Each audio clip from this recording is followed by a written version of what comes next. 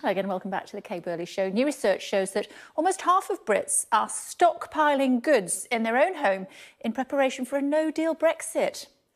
Of those, 56% are stocking up on food, 44% are building up supplies of household items, and well over a third are stockpiling medicine.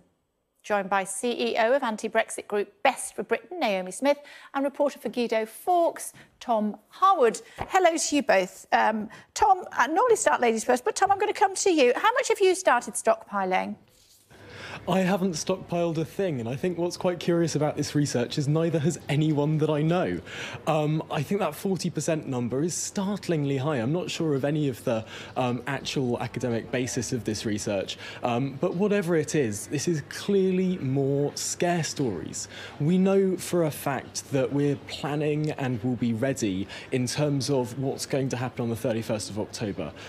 It looks like the next Prime Minister will be Boris Johnson, and he's set out a very clear plan in terms of how the country is going to prepare itself for the change that will come. And we've got months now in order to do that sensible planning. And that will be for the 10% of businesses of this country that export to the European Union, and also for government. It's not going to be up to individuals to do this sort of stuff, and I don't think many people are.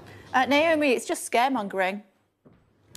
It isn't. I think if you've got a friend or family member, or you yourself have a chronic disease or a rare disease, of course, with a leadership candidate who is stoking up the consequences of no deal and saying that do or die will take the UK out of the European Union at the end of October, you're simply not going to run the risk. And I think it's a perfectly rational response to be wanting to stockpile those medicines. And also food, given that the big supermarkets and the Food and Drinks Industry Federation have all warned us that in the event of a no deal Brexit, supplies will be disrupted. Tom, do you accept that there will be some problems with the borders? Well, that's ridiculous. I mean, you've just said that those people said that there would be not enough food, but the president of the National Farmers Union says there will be a glut of too much food, and that will be bad for farmers because of increased competition from the rest of the world. You get scare stories now coming from Remainers from just about every angle, and they're totally contradictory. We saw this level of hysteria before the referendum, and people simply didn't buy it. And the country's not going to buy it a second time, no matter how hysterical it gets. Yeah, I think Naomi's probably referring to food that we don't necessarily produce here in the United Kingdom. But my question to you was this. Do you accept that there will be some problems with the borders, at least in the short term, Tom? Of course, whenever you're changing, there are going to be some potential pitfalls. But as long as we prepare sensibly for them, they're totally surmountable. And that's why these 4 months now are crucial in terms of turning the machinery of government and of big business in order to get ready for the change. It's not up to individuals like you and me to stockpile, because what's happening, particularly within the NHS, which has become the biggest buyer of fridges in the land, there's going to be enough capacity for that short transition as we move to that new relationship we'll have with Europe and with the rest of the world. But ultimately, we're a huge consumer base here in the UK. People want to sell us stuff. We want to buy stuff. We'll build up that capacity at our ports over the next couple of months. And it's really easy to see how this is a totally surmountable change. There's time to prepare for government and big business and individuals.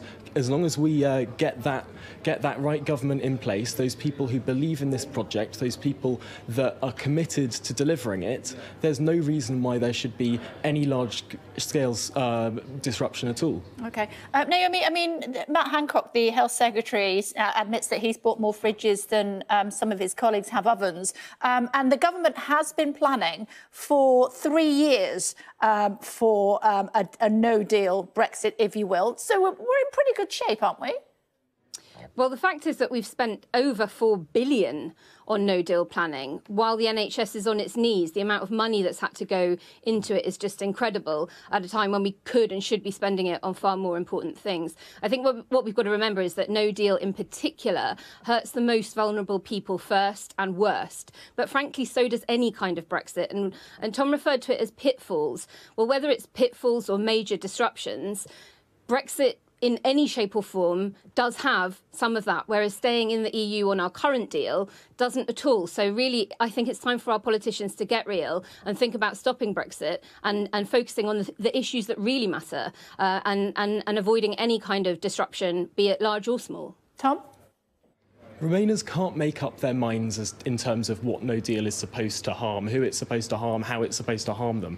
They have increasingly ridiculous attacks on what it's going to do, as I said earlier, whether it's going to be a glut of cheap food coming in from the rest of the world or a restriction on food. They can't make up their minds in terms of what that's going to look like. What we do know is that the government is planning. Even Theresa May's government said that they'd slash 90% of tariffs to the rest of the world, for making that food cheaper for people in this country, particularly poorer people. Going to a WTO Brexit on the 31st of October means that on those essentials that we import from the rest of the world, we'll get rid of those pernicious European Union imposed tariffs. We'll be able to have a much more free trade environment. We'll be opening ourselves up to global markets, and that will be good for the poorest people of this country. And remember, those poorest people of this country, the poorest areas of this country, are the areas that voted for Brexit. That's not true. So I think it's a bit rich for Remainers to go and say, oh, I'm speaking on behalf of these people who they've been disagreeing with and trying to ride roughshod over for the last 3 years. I think it's about time we listen to those forgotten communities and do what they're telling us to do. Naomi?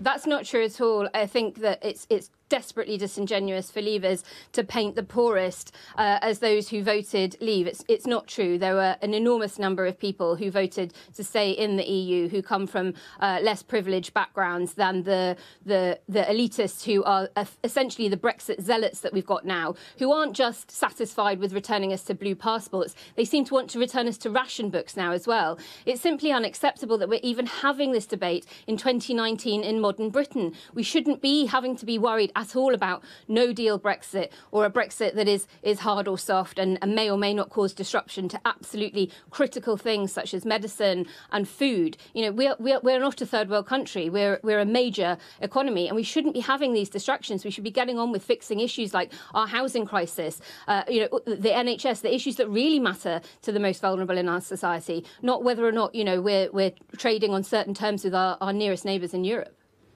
The only people raising the spectre of these so-called horrible things are the Remainers. No one else is talking. No one else is suggesting that there'll be this horrendous disruption that you pose, this end-of-the-world situation. It's Boris Johnson and Jeremy suggesting. Hunt. It's Boris Johnson and Jeremy Hunt that are talking us up. They're the ones that are using language like, we will leave with no deal, do or die if we haven't got another deal. It's them that are stoking it up. And I don't think many people are accusing either of them of being Remainers. I mean, I've heard a lot of Boris Johnson's quotes being taken out of context in the last few years, but that one really takes the biscuit in terms of do or die means that the Conservative Party will not survive as an electoral force unless it delivers the referendum result. I mean, we've seen this. The parties that have been obstructing Brexit in the Commons over the last few months have really been diving down in the polls. The parties that have a clear position in terms of saying that we should leave are surging, and the Conservative Party will only survive, the country will only do well if that mandate, that referendum mandate, is finally fulfilled. It is ridiculous. It's extraordinary that 3 years later, after more people voted for it than have ever voted for anything else in the history of this country, it's extraordinary that that has not yet been fulfilled. And thankfully, hopefully, 4 months' time it will be. Passion on both sides. We're going to have to leave it there. Thank you both very much indeed. Still to come on the programme for you in just a few moments' time, speaking to the organiser of the Parliamentary World Cup as MPs from around the world head to London for the cricket. Stay tuned.